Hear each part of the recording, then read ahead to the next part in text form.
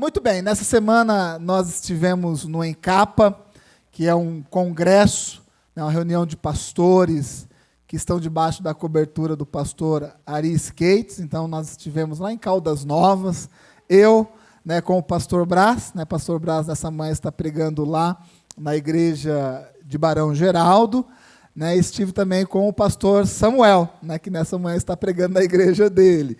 Mas assim, foram momentos assim, muito importantes, né, para que a gente compreenda bastante daquilo que tem acontecido, né, a nível do nosso país, né, o que está acontecendo no mundo. Então, essas reuniões são assim, importantes porque a gente, ali na conversa, recebendo da palavra, né, primeiramente é importante por causa disso. Nós sempre estamos aqui na igreja, trabalhando, servindo, pregando, né? É importante a gente tirar um momento para ser ovelha, né? Ficar sentado no banco e ouvindo, né? Ouvindo os mais experientes, ouvindo a experiência daqueles que têm vivido, às vezes a mesma coisa que a gente tem encarado, né? Na realidade da nossa igreja local. Né? Então foram dias assim, especiais, né? Recebemos muito de Deus, e eu creio que neste encontro, Deus ele nos deu assim um aviso, né? Deus ele sempre acha uma forma, né, de nos avisar, né? Lógico que a palavra de Deus está aí, né? O fim da história todos nós sabemos, amém? Você quer saber o fim da história? Leia a palavra de Deus. Nós sabemos o final da história. Né, se você crê no Senhor Jesus Cristo, crê na obra da cruz, é batizado, você sabe o final da sua história. Amém? Sim ou não? Nós sabemos o final da história. Porém, daqui até este momento, né, muitas coisas acontecerão. E nós devemos realmente estarmos conectados, né, no altar, conectados em Deus, compreendendo o momento que nós temos vivido, gente. O momento, né, são dias difíceis, né? Eu creio assim que a pandemia foi uma primeira onda realmente daquilo que a gente vai viver, né? O próprio pastor Danilo já nos alertou de uma forma profética em relação a isso. Ele disse numa reunião que a pandemia seria uma primeira onda, né, de outras ondas que viriam sobre a igreja e que nós deveríamos nos preparar para isso.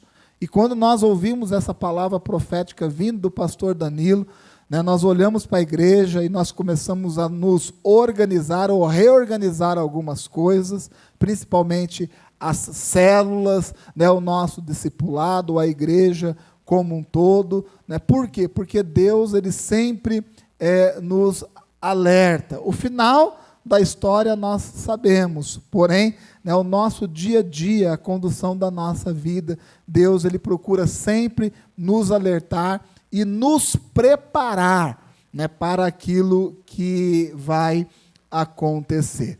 E nesse Encapa, nesse encontro, nós tivemos ainda o privilégio, né, de ter aí de última hora, né, o doutor Elias Dantas, né, que é um pastor, gente, assim, de relevância mundial, né? Nem é de relevância nacional, de relevância mundial, né? Ele coordena um grupo de pastores, né? Igrejas assim, muito relevantes no mundo inteiro, né? Então é uma pessoa assim, muito conceituada, não somente dentro da esfera da igreja, né? Mas com líderes de mundial. Né, e nós tivemos ali o privilégio de recebê-lo, até mexeram na agenda. Né, e esse pastor, o Elias Dantas, é um dos pastores que eu mais admiro. Né, isso já faz algum tempo, né, tanto em relação àquilo que ele escreve, ele tem livros muito bons, assim, muito fácil de entender, uma linguagem muito tranquila, e as suas ministrações também são ministrações muito simples, porém muito impactantes, né? Um homem sério com o Evangelho e um homem envolvido, né, em tudo aquilo que acontece no mundo. Ele é muito envolvido e quando ele começou a falar a respeito né, dessa guerra que está acontecendo, ele fala de um jeito impressionante, né? A capacidade, creio que é um dom divino mesmo, né? Não somente de reter a informação, mas de ensinar, né? Então ele deu uma aula, né, para a gente ali, para os pastores, né? Mas o que mais assim me chamou a atenção nem foi, né, o ensinamento histórico, né, ou atual daquilo que está acontecendo, foi uma palavra que ele ministrou, e eu quero compartilhar um pouco disso com a igreja hoje de manhã, porque eu tenho assim, eu não sei se é um defeito, mas eu só consigo falar daquilo que está dentro do meu coração. Eu não consigo ser de outra forma. Se aquilo não estiver dentro do meu coração, eu vou subir aqui, eu vou passar vergonha, né? Porque tem que estar dentro do coração. Eu quero compartilhar dessa palavra com a igreja, e eu entendo também que essa palavra é uma palavra muito pertinente, né, a tudo aquilo que nós estamos vivendo como igreja local. Nós precisamos entender a nossa responsabilidade como igreja local. Eu não vou ministrar a palavra dele na íntegra, né, até mesmo que é muito difícil, porém eu quero ler o mesmo texto que ele leu e compartilhar da essência desta palavra. Atos, capítulo de número 1, versículo de número 1. E já está aí algo interessante, né? Seu Abraão, quantos anos o senhor tem de ministério? Uns 40 anos, né? O senhor já ouviu alguém pregar uma ministração em Atos 1:1? Atos 1:1, eu não me lembro, né? Eu tenho 30 anos de convertido, eu não me lembro, né? E quando ele falou assim, abra a Bíblia de vocês em Atos 1:1, eu perguntei, meu Deus, mas o que vai vir, né, de um versículo como esse? E ele compartilhou conosco a respeito e com base nesse texto. Diz assim a palavra de Deus: fiz o primeiro tratado, ó Teófilo, acerca de tudo que Jesus... Vamos de novo? Fiz o primeiro tratado, ó Teófilo, acerca de tudo que Jesus começou, não só a fazer, mas a ensinar. Amém? Feche os seus olhos. Senhor, nós te agradecemos pelo privilégio da sua palavra, que foi lida nesta manhã. Nós te pedimos, ó Pai, que a mesma graça que o Senhor derramou sobre a vida do pastor Elias Dantas, o Senhor possa derramar sobre a minha vida, a fim, ó Pai, de compartilhar com a igreja daquilo que o Senhor já impactou no meu coração. Que assim seja com cada um aqui nesta manhã. No nome do Senhor Jesus que nós oramos. Amém. Muito bem, o tema dessa mensagem é sucessores do ministério de Jesus Cristo. Sucessores do ministério de Jesus Cristo. Né, o texto que nós lemos foi um texto escrito por Lucas. Né? Lucas, ele escreveu 2 livros na Bíblia, o Evangelho de Lucas e o livro de Atos. E Lucas era um médico e uma pessoa muito detalhista ao escrever. Né? Por isso o Evangelho de Lucas e o livro de Atos, ele é cheio de detalhes. Né? Por isso esses 2 livros você tem que ler. Né? E nós vamos chegar, nós estamos lendo Mateus, né? Daqui a pouquinho a gente passa por Lucas, né? Passa por João e chega no livro de Atos. E quando a gente lê o Evangelho de Lucas e nós lemos ali o livro de Atos, a gente tem que prestar bastante atenção nos detalhes, né? Porque o escritor era um escritor muito detalhista. Né? Esse versículo que nós lemos não parece, mas fala muita coisa. Primeiramente, a gente tem que entender, né, para quem o autor está escrevendo. Né? É a primeira coisa. Inclusive, eu até gravei uma devocional, né, nessa semana, né, dando algumas dicas a respeito da leitura, de como ler a Bíblia. Então, uma das coisas importantes é você saber quem escreveu o livro e para quem escreveu. Né? Então, aí o Lucas, nesse primeiro versículo, está escrevendo, né, para alguém. né? Inclusive, ele cita aí o Teófilo, né? E às vezes, lendo rapidamente o texto, né, e sem fazer um estudo muito profundo, né, a gente acaba entendendo que o Teófilo aí é uma pessoa, né? Lucas estava escrevendo para uma pessoa, porém não é. Né? O Teófilo, essa palavra Teófilo, quer dizer o quê? Aqueles que são amigos de Deus. E o que o Lucas está dizendo? Está dizendo assim, olha, se você é amigo de Deus, quem são os amigos de Deus? Você é Deus? Sim ou não? Somos amigos de Deus, sim ou não, gente? Você está com essa dúvida ainda, a gente vai ter que fazer um apelo aqui. Né? O Lucas está chamando a atenção para a igreja. Né? Então, o que ele está dizendo aqui é para todos aqueles que são amigos de Deus, para todos aqueles que fazem parte da igreja. E ele chama a atenção para aquilo que Jesus começou. Amém? Ele está dizendo assim, olha, você que é amigo de Deus, né, preste atenção, você tem uma responsabilidade. Qual é a responsabilidade? Primeiramente, de entender que Jesus, ele começou algo. Ele começou algo. Por isso eu dei o tema dessa ministração chamado sucessores do ministério de Jesus Cristo. Então Lucas ele deixa claro que Jesus ele começou algo e que a nossa responsabilidade, você que é a igreja, amigo de Deus, né, qual é a nossa responsabilidade? De continuar. E ao longo da história da igreja, né, graças a Deus, pessoas compreenderam isso e continuaram, né, a compartilhar daquilo que Jesus começou a compartilhar a respeito do reino de Deus. Os apóstolos, né, que sucederam Jesus, depois dos apóstolos vieram os pais da igreja, né, tudo isso tem nos relatos históricos que a gente também tem que compreender e é importante. E cada período da igreja, homens e mulheres se levantaram com esse entendimento. Né, se levantaram entendendo que são não somente aqueles que recebem a informação do Evangelho, que recebem o Evangelho, mas que recebem e entendem que têm a responsabilidade de continuar aquilo que Jesus começou. E quando nós fazemos uma célula, eu fiquei feliz, né? Eu tenho 2 células, né? As 2 são células de aliança.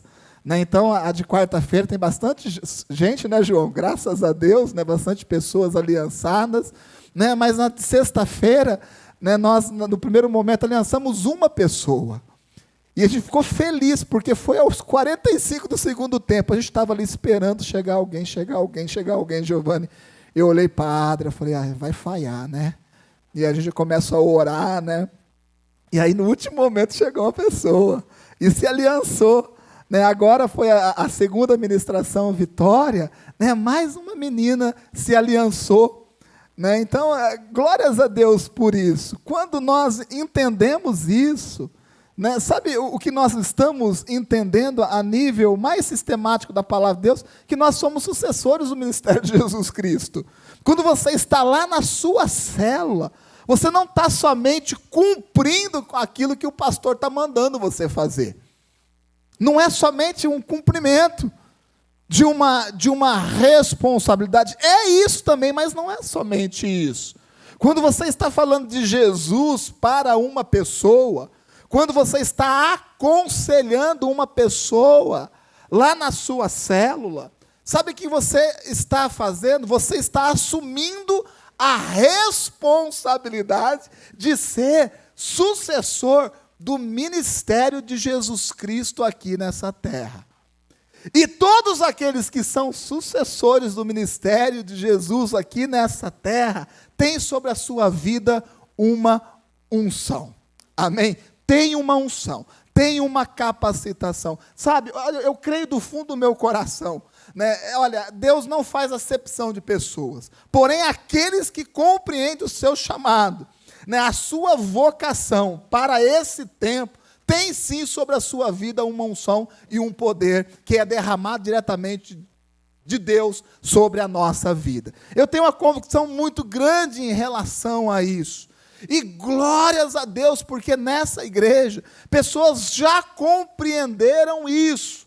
E quando nós falamos de discipulado, nós falamos de célula de aliança, sabe o que nós estamos falando? Estamos falando a respeito disso, de assumirmos essa responsabilidade, de sermos os sucessores do ministério do Senhor Jesus Cristo. E nós precisamos entender isso, mas nós também precisamos entender o que está acontecendo no mundo. Porque se nós não compreendermos o que está acontecendo no mundo, nós vamos viver numa ingenuidade. E isso também não é bom para a igreja. Nós temos que olhar aqui para dentro da igreja, mas nós também temos que ter uma compreensão daquilo que está acontecendo no mundo. E eu ouvindo, sabe, os pastores ali ministrando, pregando, falando da realidade, né, que nós vivemos, sabe, eu tive uma percepção. E qual é essa percepção? Que o mundo, que as pessoas do mundo, eles descobriram algo, assim, extraordinário. O mundo, não estou falando a igreja em si, mas as pessoas que estão fora da igreja, que nós chamamos de mundo. Eu entendo, e vendo os pastores pregando ali, eu percebi isso. Parece que o mundo descobriu algo extraordinário que nunca havia pensado. E sabe o que é? É o seguinte, antigamente, as pessoas se declaravam ateu. Eu sou ateu e eu não creio em Deus. Era assim antigamente. Eu não creio em Deus. E pela pessoa não crer em Deus, ela fazia tudo aquilo que ela queria fazer. Ou seja, tudo aquilo que lhe dava prazer, tudo aquilo que é contrário e que ela sabia que era contrário à vontade de Deus, eu sou ateu. Então eu faço tudo o que eu quero fazer. Não sou preso a nada, a nenhum dogma religioso. Eu não sou preso a nenhum livro religioso. Eu não sou preso a nenhum princípio. Eu tive pensando isso. Isso é coisa da minha cabeça, viu, gente? Depois o pastor Vilela sobe, corrige aqui. Mas a pessoa dizia assim antigamente, eu não creio em Deus, então eu faço tudo aquilo que eu quero fazer. Porém, hoje as coisas mudaram, gente. As coisas estão muito diferentes em relação ao tempo de antigamente. Hoje as pessoas, elas se acham, sabe o quê? Sucessoras de Deus. É a realidade que a gente vive. Veja bem, o tema da nossa ministração é sucessores do ministério de Jesus Cristo. Porém, o mundo hoje se reconhece sucessores de Deus. E tem muita gente nesse mundo que se acha Deus. E isso é algo muito preocupante. Porque antigamente, quando a pessoa queria fazer aquilo que ela bem entendesse, ela dizia assim, eu não creio em Deus, então eu faço o que eu quero. Hoje não, hoje nós estamos vivendo esse tipo de situação no mundo. E essas pessoas que pensam e acham que são sucessores de Deus, porque elas pensam também, elas têm alguns critérios gravados dentro do coração que a gente tem que entender e que nós temos que nos proteger em relação a isso. Nós somos sucessores do ministério do Senhor Jesus. Mas Deus, dentro da sua plenitude, não precisa de sucessor. Eu digo para você, Deus, ele faz a sua parte. Sim ou não? Quem é que crê que Deus faz a sua parte? Mas tem muita gente que não crê. E quer se colocar no lugar de Deus. E quem tem esse tipo de pensamento, também pensa da seguinte forma, de que tudo está dentro do controle. Tudo está dentro do controle. Eu tenho o controle de toda a situação. Eu não gosto muito de me envolver profundamente com política, né? Acompanho aí a história, né? O que está acontecendo aí da guerra e tudo mais e tal. Mas o que eu vejo é exatamente isso, pessoas com esse pensamento. Não, está tudo certo, toda a situação está controlada. Eu tenho o domínio disso. Eu vi o presidente da Rússia dizendo exatamente isso esses dias. A situação está toda controlada. Eu tenho o domínio de tudo. Sabe o que é isso?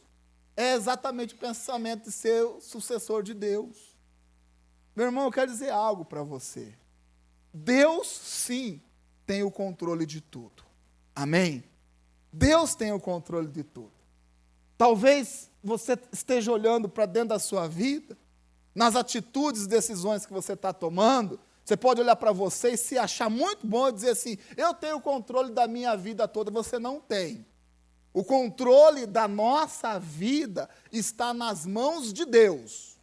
O controle da sua vida está nas mãos de Deus. Quando eu falo vida, entenda a vida como um todo. O controle do seu casamento não está nas suas mãos, está nas mãos de Deus. Porque se estivesse nas suas mãos, não dura. Dura, pastor? Não dura. Sabe por quê? Porque a gente é o homem, comedor de arroz e feijão. E por mais que a gente queira acertar, a gente erra. E o próprio Paulo dizia isso. Então, o controle do meu casamento, da minha casa, da minha família, está nas mãos de Deus. Eu não tenho pretensão nenhuma de suceder Deus nisso. Eu não quero ser Deus dentro da minha casa. Eu quero ser uma pessoa temente a Deus, dependente de Deus.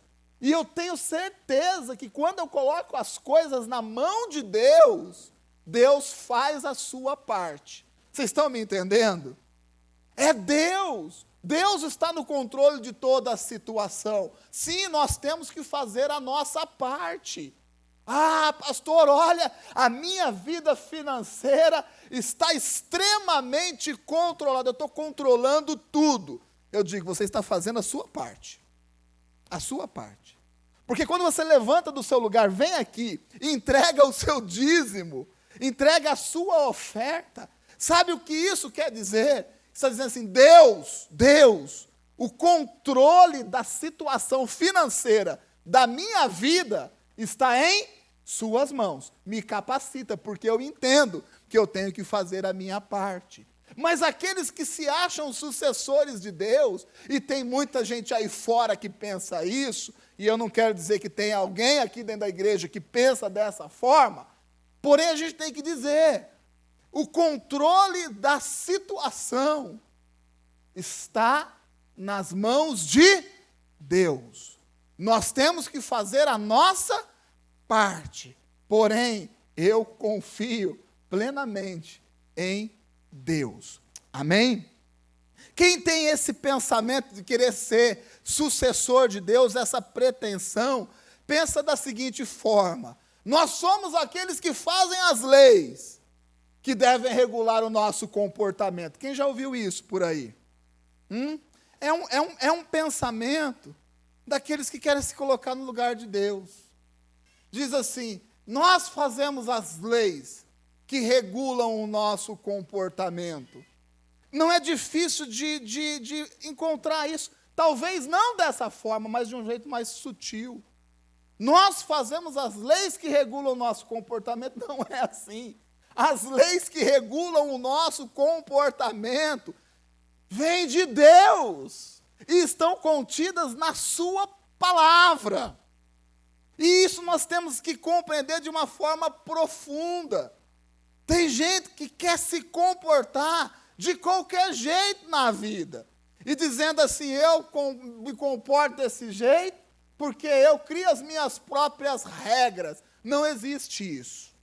Não existe isso. Desculpa se isso às vezes fere os seus ouvidos e o seu coração. Porém, as regras de conduta da nossa vida, e eu digo até mais, do mundo como um todo, estão contidas dentro da palavra de Deus. O nosso comportamento, gente, ele é regido pela palavra de Deus. E isso já vem embutido dentro de cada ser humano. Cada ser humano. Pega uma criança, né, que está ali, começando a andar. Pequenininha. Criança faz coisa errada, sim ou não? Faz, não faz? Às vezes a criança está começando a andar ali, começa a mexer nas coisas. Às vezes você nem fala para ela que não pode mexer ali. Ela mexe e olha para o pai e para a mãe, não olha? Né? Não é assim? Tenha consciência. Né? Tá o irmãozinho lá, desce o cacete no irmãozinho e olha para o pai. Né? Quem que ensinou que isso é errado? Essas coisas, gente, já vem dentro de nós. Nós somos regidos, sabe pelo quê? Por uma lei divina, por um princípio divino. E quanto mais nós mergulhamos na própria palavra de Deus, mais equacionado fica a nossa vida. Existe uma tentativa aí fora, né, de criar leis perfeitas, né, de se criar a lei que engloba tudo, que não prejudica ninguém e que favorece todo mundo. Sabe, eu não acredito nisso. Eu acredito num princípio divino que está contido dentro da palavra de Deus. E quem se acha, ou melhor, quem se coloca nessa posição, se coloca como um sucessor de Deus. Isso não vai dar certo. Isso não dá certo. Isso nunca deu certo. Não é porque não vai dar certo hoje, isso nunca deu certo. O ser humano, quanto mais ele confia em Deus, mais a sua vida é ajustada. Uma pessoa, uma família, quanto mais ela confia nos princípios de Deus e aplica intensamente na sua casa, mais a sua família é ajustada. Uma sociedade como um todo, quanto mais ela compreende os princípios de Deus e se ajusta a esse princípio, melhor é essa sociedade. E eu não estou dizendo isso porque eu sou um pastor, estou pregando aqui na igreja. É só uma questão, gente, de estudar um pouquinho da história. E sabe por quê? O que está contido nessa palavra é tão perfeito? Porque vem de Deus. Amém? Você crê nisso? Você crê que a palavra de Deus é a palavra de Deus? Você crê que o que está escrito aqui, o que direciona a nossa vida, você acredita que é a palavra de Deus? Então que a gente mergulhe nela. E que a gente viva de acordo com essa palavra. Não entrando na prepotência de querer ser sucessor de Deus. Aqueles que têm esse pensamento, também pensa da seguinte forma: nós não negamos nada. E eu tive pensando isso, viu, pastor? Eu ouvi muitas coisas lá, né, a respeito desse mundo que nós vivemos. Né? Assim, esse mundo é contra a família. Né, nós ouvimos bastante isso na ministração. Não que eu não concorde, eu concordo com isso. O mundo é contra a família. Quanto de ataque não existe em relação à família? Mas eu tive pensando e raciocinando a respeito disso. Sabe, o mundo, na sua grande maioria, não é contra a família. Eles são a favor de ampliar o conceito de família. Você percebe que antigamente as pessoas negavam. Eu sou ateu, eu faço o que eu quero. Hoje não é mais essa conduta. Eu sou contra isso, eu sou contra. Não, todo mundo é a favor de tudo. Porém, quando se fala de família, não se nega a família, mas se amplia o conceito. Hoje, família, no pensamento de um monte de gente, e não é o nosso pensamento, a gente tem que deixar claro isso aqui, amém? Vocês estão me entendendo? Né? No pensamento de muitas pessoas, família é isso que está na palavra de Deus, mas porém é muitas outras coisas. E vão se acrescentando nos conceitos, nos princípios da palavra de Deus, um monte de coisa que não é a palavra de Deus. Né? Eu prometo falar a verdade, somente a verdade e nada além da verdade. Onde nós ouvimos esse juramento? Nos tribunais. Eu prometo falar a verdade, somente a verdade, porque aquele que não fala somente a verdade fala mentira. Eu prometo falar a verdade, somente a verdade e nada além do que a verdade. Você percebe que você pode falar a verdade, mas você pode acrescentar um monte de coisa a respeito disso? Se fala de família. Eu fiquei olhando, eu não gosto nem de olhar essas coisas, mas de ver algumas coisas polêmicas. Pessoa falando a respeito de família. A maioria não nega a família. Porém, amplia o conceito de família, entre aspas, para que a gente seja mais inclusivista, que a gente entenda a realidade daquilo que nós estamos vivendo. Eu disse ontem no casamento do Daniel, e isso foi reforçado nesse encapa. Eu sou, sim, uma pessoa muito tradicional, conservadora. Sou. E eu prezo pelas instituições tradicionais, né? Como a igreja, como a família, como o casamento. E eu entendo, gente, que não tem outra forma de ser. Não tem outra forma de ser.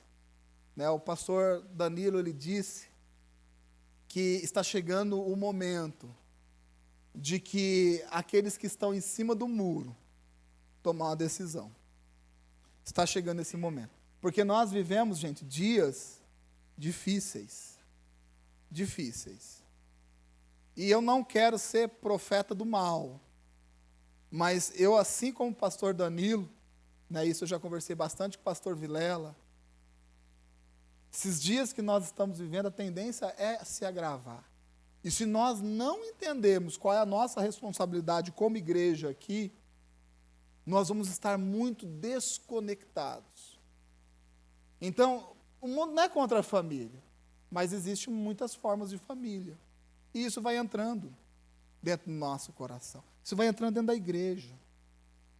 Isso vai entrando não somente no coração das pessoas que não conhecem a Deus, mas também entra dentro do nosso coração. Porque o discurso é muito bonito. É muito bonito. Porém, a palavra de Deus é absoluta. Ou você crê nisso, ou você não crê. Não tem outra forma de se fazer. A mesma coisa é a questão da democracia. Nós somos democráticos. Procura pesquisar a respeito disso. Mas, assim, coloca coisas a mais dentro dessa democracia. Né? Assim, é todo mundo democrático. Né? Mas o voto do pastor Giovanni vale 10. É uma democracia. É uma democracia. Não, aqui todo mundo pode votar, mas o voto do Gustavo vale 100. Você entendeu? Está ali. Porém, vai acrescentando coisas que vão distorcendo aquilo que são princípios. E é isso que está acontecendo, gente. E de uma forma muito sutil. E se a gente não tomar cuidado, sabe o que acontece? Isso entra dentro do nosso coração, dentro da nossa vida. E a igreja, ela passa a concordar com isso. Ah, pastor, eu não concordo com isso. Você é contra? Não é? Então você concorda. Essa é a realidade. Ah, pastor, não, eu não concordo com isso. Mas você é contra? Ah, não, mas não é bem assim e tal. Então, você não concorda. Você está do lado que não tem nada a ver com os princípios da palavra de Deus. E nós temos, gente, que tomar uma posição na nossa vida. Porque senão seremos crentes. E eu vou usar a minha frase célebre, água de salsicha. Eu ia falar charchicha, ia pegar mal. É água de... Nós não somos essa igreja. Amém? Nós não somos essa igreja. Ah, pastor, mas eu não estou concordando com as coisas do mundo aí. Eu não estou concordando com essas coisas. Você discorda? Não discorda, então você concorda. Essa é a realidade. Imagine que tem um cara muito fortão, né? Assim como eu. Muito fortão, né? Dando uma mão de pau num cara mais fraquinho como o Gé. Eu sou fortão. estou arrebentando o Jé na pancada, batendo muito no Jé, né? Aí o Wesley, que é mais fortão do que eu, ele passa e fala assim, isso não é problema meu, e vira as costas e vai embora. Automaticamente, quando ele toma essa decisão, ele está dizendo que o que eu estou fazendo em relação ao Jé está correto. Essa é a realidade. O que eu estou fazendo em relação ao Jé está correto. Eu lavo as minhas mãos. A igreja não pode lavar as suas mãos diante da realidade que nós vivemos. Amém? Doa o que doer. Aconteça o que acontecer. Eu creio no Deus Todo-Poderoso, Criador dos céus e da terra. E nós não podemos recuar nos princípios que existem dentro da própria palavra de Deus. O que pensam aqueles que sabem que são sucessores de Jesus Cristo? Como tem que ser o nosso pensamento? Porque eu falei o contrário. Tudo bem? Como que a gente deve pensar? A gente deve pensar da seguinte forma. Primeiramente, nós temos que saber que o mundo não é amigo. Amém? Repita mentalmente, não precisa ser com voz alta. O mundo não é nosso amigo, não é nosso amigo. Não existe conchavo, acordo entre os princípios de Deus com os princípios do mundo. Não existe. Não tem jeito de ser desse jeito. Não dá para fazer um meio termo. O mundo é nosso inimigo. O mundo não é amigo. E isso não é uma novidade. Eu estou falando mais do mesmo. Porque quando o pastor Elias Dantas disse isso, algo que eu sei desde quando eu abri os olhos, talvez. Isso entrou no meu coração de uma forma diferente. O mundo, gente, nunca vai ser nosso amigo. Não vai ser. Por mais lindo que seja o discurso. Porque o discurso do mundo já não é mais um discurso, talvez, de confronto. Talvez seja um discurso de andar lado a lado. Né? A igreja vai aqui, nós vamos por aqui, está tudo lindo, está tudo bonito. Mas não é isso que a palavra de Deus nos diz. Não é isso. A igreja, ela é confronto para o mundo. Confronto. E muitas vezes, gente, eu sei que isso não vai acontecer no nome de Jesus. A igreja teve que se posicionar, até mesmo de questões de batalhas físicas. Físicas. Mas isso é um outro assunto. O que eu quero que vocês entendam é que a gente tem que ter uma posição. Nós estamos num ano aí de eleição. E a gente tem que ter a nossa posição.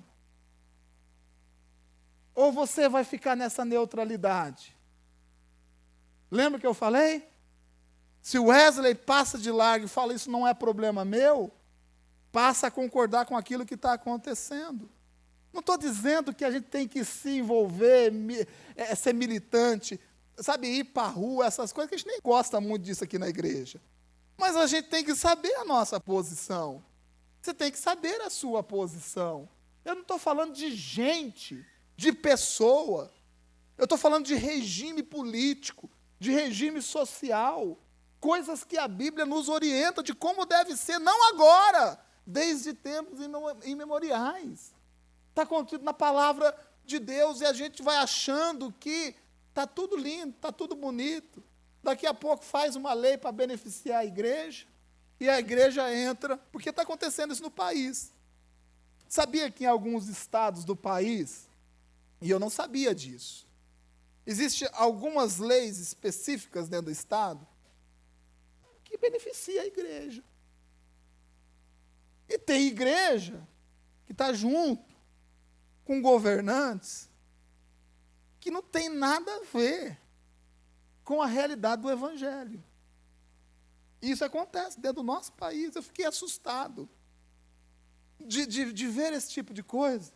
Né? Faça uma lei que beneficie a minha igreja, eu estou junto contigo. Mesmo que estar junto contigo significa concordar com as coisas erradas que você está fazendo. E é a realidade. Então a gente tem que entender que o mundo não é nosso amigo, gente. E nesse mundo, a igualdade não reina. A igualdade não reina. Se vier alguém, a nível mundial, promovendo uma igualdade, fique muito esperto, porque a gente vai estar bem pertinho do fim. E é o que está acontecendo. O mundo é desigual. Nem todo mundo chora o mesmo choro. Nem todo mundo sorri o mesmo sorriso. Ah, pastor, mas seria tão lindo que fosse assim, né? Uma igualdade plena. Toma cuidado com aquilo que a gente ouve e que a gente acha bonito. O mundo para o cristão, gente, é enfrentamento, é soco na moleira, é chute no estômago, é luta, é luta. Nós vivemos num país, gente, que, olha, agradeça muito a Deus por ser brasileiro. Por ser brasileiro. Porque eu ouvi a realidade de países que eu nem imaginava. Que pessoa para pregar o evangelho não é a dificuldade de chamar uma pessoa para estar na sua casa para fazer uma célula de aliança. Porque tem gente que acha isso a maior dificuldade do mundo. Ah, é difícil demais, é muito difícil. Agradeço estar no nosso país, porque tem cristãos em outros países que arriscam a sua vida diariamente, nesse mundo que nós vivemos, não estou falando de 1000 anos, diariamente. E quando o pastor Elias Dantas contava a história de alguns lugares, eu me senti envergonhado,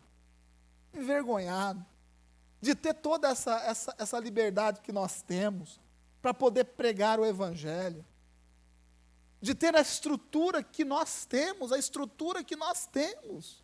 para poder pregar o evangelho. E nós achamos que isso é uma dificuldade, gente.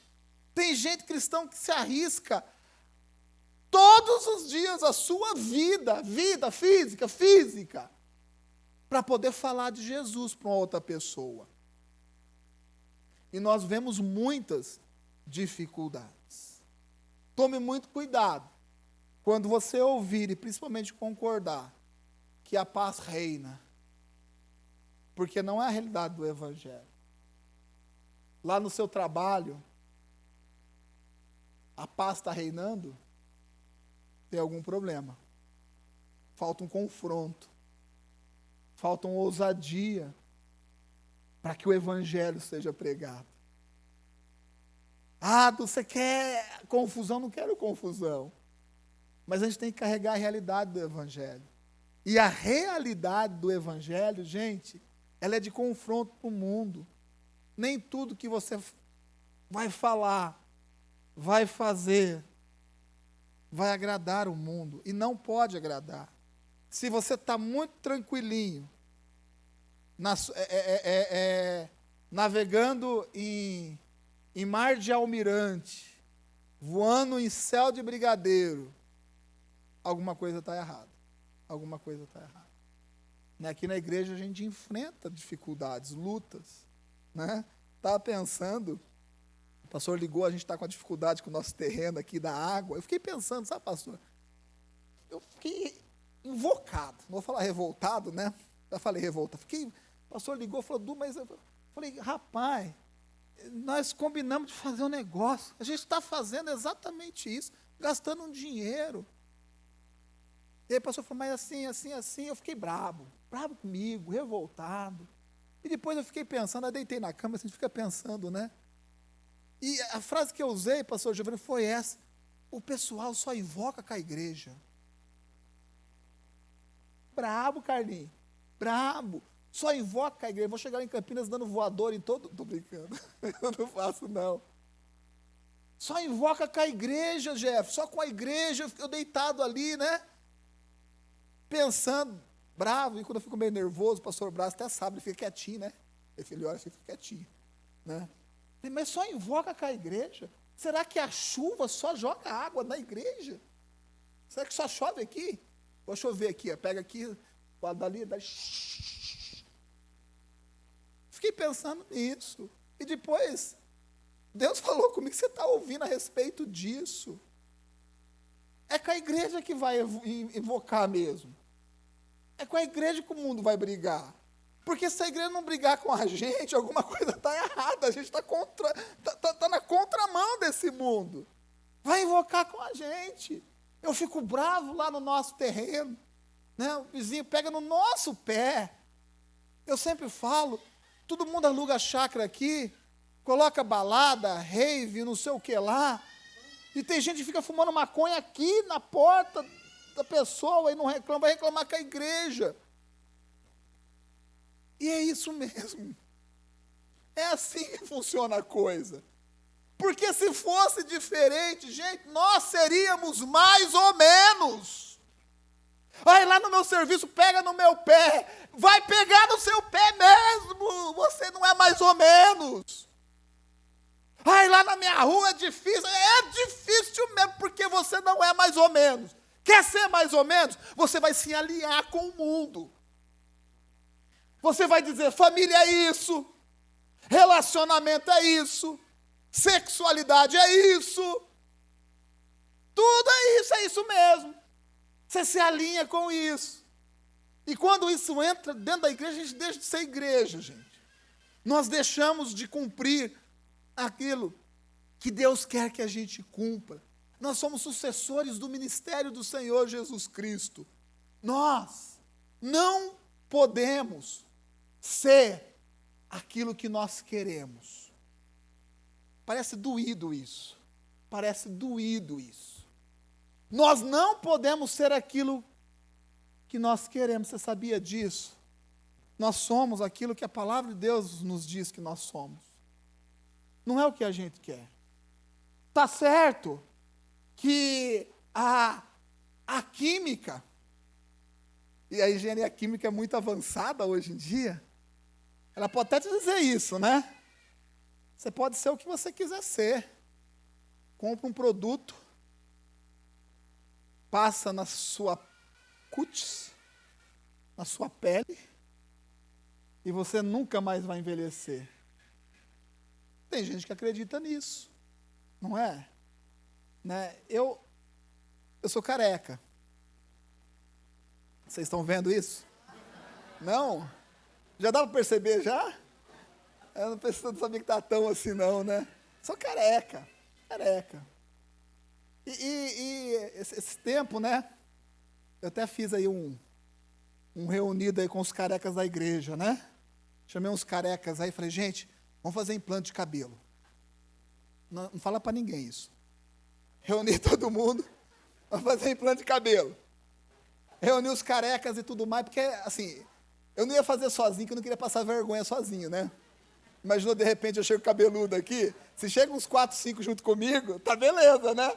Aí fiz a reunião e tal, né? Falei, gente, eu vou ver o negócio. Beleza, vai lá, vamos conseguir um desconto. A gente vai ficar tudo cabeludo na igreja. Beleza. Aí eu tive, gente, a capacidade de conversar com o médico, né? Fiz até isso. Fui lá, conversei e tal, né? E ele disse assim, olha, vou te dizer um negócio, tudo bem, faz, dá certo, fica bonito. Mas, assim, é uma questão de genética. Né? Você vai tomar o seu remédio e tudo mais e tal. Né? Tem que tomar remédio. Mas, assim, a garantia é 7 a 10 anos. Né? 7 a 10 anos pode ser que, né?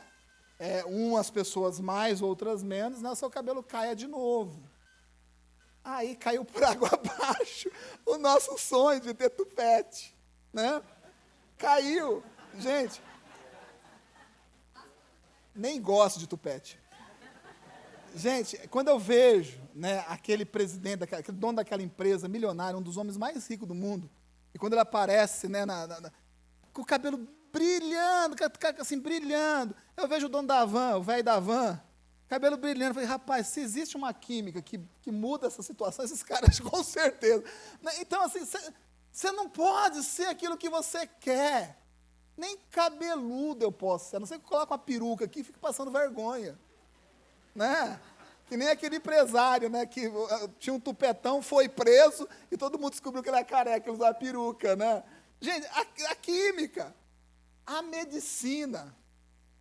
Nem a medicina. Eu sou o que eu quero. Eu posso ser M ou eu posso ser H. A medicina me garante isso. Não garante. Não garante. Está um quebra-pau aí no meio dos esportes por causa disso. Uma briga danada, não garante. A medicina não pode dizer para você o que você vai ser. Não diz. Mas essa palavra diz. Amém? A palavra diz. Eu não quero ofender ninguém. Eu só quero dizer realmente qual é a posição da nossa igreja. O que é ser igreja? Porque de vez em quando a gente tem que sair daqui, andar 8 horas aí para uma estrada, né, para ouvir coisas que a gente acha que a gente sabe. Mas saber não vale nada. O que vale é saber e realizar dentro do nosso coração. Então a medicina diz assim, você pode. Seja o que você quer, você pode ser o que você quiser. Não é verdade. Não é a realidade. Não é a química, não é a medicina. E muito menos a tecnologia. Muito menos a tecnologia. Lá no meu Facebook, lá no meu Instagram, lá no meu canal do YouTube, nas redes sociais, eu posso ser aquilo que eu bem entender. Tem gente que pensa assim. Não é. Você não é o seu perfil da sua rede social. Você é essa pessoa, comedora de arroz e feijão, que nem eu, que tem que acordar todo dia e batalhar o seu feijão, encarar a realidade da vida. E nem tudo que você come ao longo do dia é digno de se colocar na internet. Não é? Nós não somos assim, gente. A realidade da vida não é essa. Mas a tecnologia diz assim, você pode ser o que você quer ser. Seja o que você bem entender, não é a realidade. Então nós vivemos numa vida onde a química, a medicina e a tecnologia vai aparentemente dizendo isso. E quando a gente descobre que essa não é a realidade, a nossa vida já passou. E a relevância que nós deveríamos ter, a gente desperdiça. E desperdiçamos como igreja. Eu encerro chamando a atenção para algumas coisas. Primeira coisa, estamos tentando construir uma nova igreja. Eu não gosto dessa frase. Não gosto dessa frase. Porque essa frase não existe. É uma nova igreja. Adaptada à realidade do mundo contemporâneo. Não existe isso. Deixa eu dizer para você, e se você acredita um pouco naquilo que eu estou falando, isso não existe. Mas a tentativa de se criar uma nova igreja sempre existiu. Sempre existiu. Ao longo da história da humanidade, sempre existiu. Mas a igreja, gente, é a igreja desde o momento em que dos céus desceu o Espírito Santo sobre aquele grupo não muito grande de pessoas. E eles foram cheios da presença de Deus. E a partir dali eles saíram, falando do Evangelho, plantando igrejas e estabelecendo princípios. Essa é a igreja. Essa é a igreja. Tá certo, sim, tem coisas que a gente tem que evoluir, sim. Né? Você não está sentado num banco de madeira, polido com, como chama aquele lá, negócio que pule, lustramóveis. Não está. Apesar que eu gosto tanto daqueles bancos, estou brincando. É o meu lado tradicional, gente. Não tá, cadeira mais prático, O pastor sentou na cadeira, quebrou a cadeira agora, você foi lá, colocou a cadeira, colocou outra no lugar, tão prático, não é? Para limpar aqui, tão prático. As coisas mudam. Nós estamos aqui estudando, trocar aqui o nosso projetor, que já foi trocado um dia, era retroprojetor. com transparência que você colocava, tinha que ter uma letra bonita para estar nesse ministério. Trocamos, está aqui, estamos pensando em trocar, colocar uma TV aqui, uma TV ali, para melhorar. Não é esse tipo de coisa que eu estou falando, né? Hoje a gente tem aqui ar-condicionado, né? Temos uma estrutura, não é isso. Isso vai sempre evoluir, sim, não tem problema nenhum com isso. Mas igreja é igreja. Igreja é igreja. Casamento é casamento, gente. Casamento é casamento. Eu disse ontem, tem noivo, tem vestido, tem noivo, tem terno, tem igreja, tem gente para testemunhar, tem ministro para poder oficializar. Casamento é casamento. Ah, pastor, hoje ninguém faz assim. Olha, você quer estar nesse grupo? Eu não quero. Eu não quero. Eu entendo que eu faço parte de uma igreja, não de uma nova igreja. Tem igreja hoje aí para tudo quanto é tipo de gosto. Tem igreja que você nem precisa ir na igreja. É? Somos a igreja que você não precisa ir na igreja. Tem. Tem. Tem. Tem igreja que você negocia o dízimo. Você chega para o pastor e fala, pastor, é o seguinte, o dízimo assim e tal, né? 8% está bom para o senhor? Ah, 8% está bom para mim. Não, vou fazer o seguinte, vai, 7,5%, fica bom para todo mundo. Tem igreja assim. É a nova igreja, gente. É a nova igreja. Essa nova igreja não faz parte da igreja. Não faz parte da igreja. Nós somos sucessores do ministério do Senhor Jesus Cristo. Nós carregamos um legado de homens e mulheres que morreram pelo Evangelho. Morreram para que o Evangelho chegasse até nós. Isso não é de ser antiquado ou coisa desse tipo. É de entender que nova igreja não é igreja. Nós fazemos parte desta igreja, que é a mesma igreja. Nós estamos conectados em Atos 2. Amém? Nós estamos conectados lá em Atos 2. E essa é a nossa realidade. Estão tentando mudar as coisas. Um pouco de cada vez. Existe um poder muito grande nisso. Muito grande. Quer mudar algo grandioso, mude um pouquinho de cada vez. Você sabia que você muda algo grande? Um pouquinho de cada vez? Você muda. Né? É o poder que existe, né? Num pouquinho de cada vez. E tem gente que está tentando fazer isso com a igreja. Vamos mudar a igreja, que é a única instituição do planeta que se mantém da mesma forma por séculos e séculos e séculos. Vamos agora mudar um pouquinho de cada vez. Por isso, nesse ponto, nós somos conservadores e nós somos tradicionais.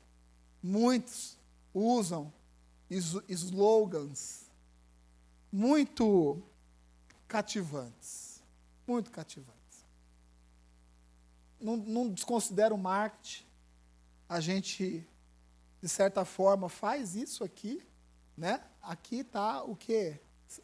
O que está escrito aqui? Células de aliança. E o que está escrito? Conquista. É uma forma de deixar isso gravado. Né? De certa forma, o marketing, sim.